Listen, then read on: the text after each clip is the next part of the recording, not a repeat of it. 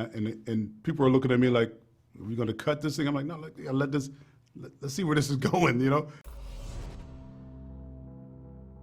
Ciao Roberto. Roberto, tell me, what did you do back home?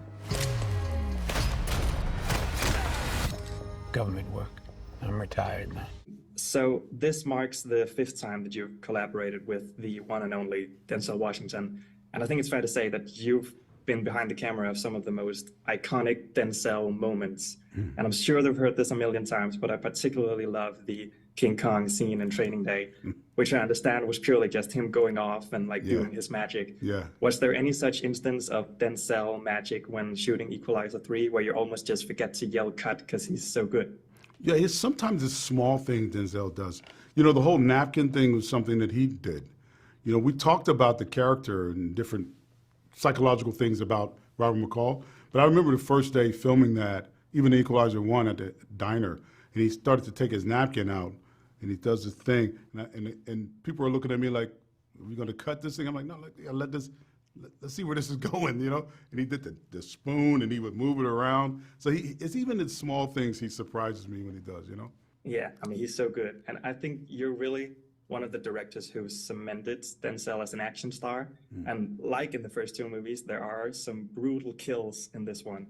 And I'm curious about the process of that. Is that all in the original script, or how much are you involved in getting to figure out the most inventive ways to have Denzel kill somebody?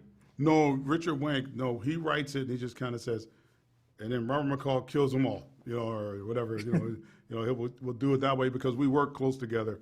And I'll talk a lot about where Robert McCall is psychologically or emotionally with this particular group of people and how brutal he's going to be with them in the situation. And then that's how I start to design the action based on how he as a character might be. Whatever it is you and your friends do it somewhere else. You warning me?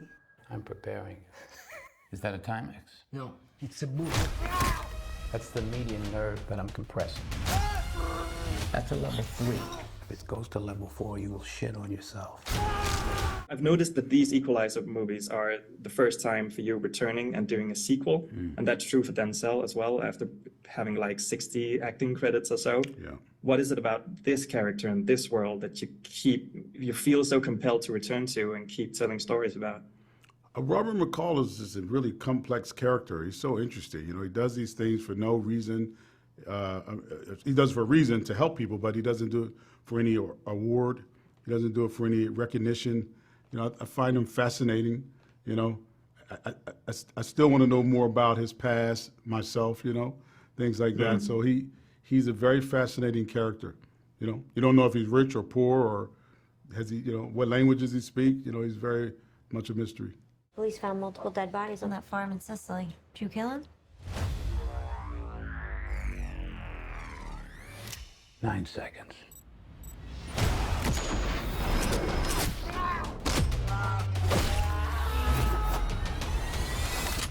Do I look like a killer?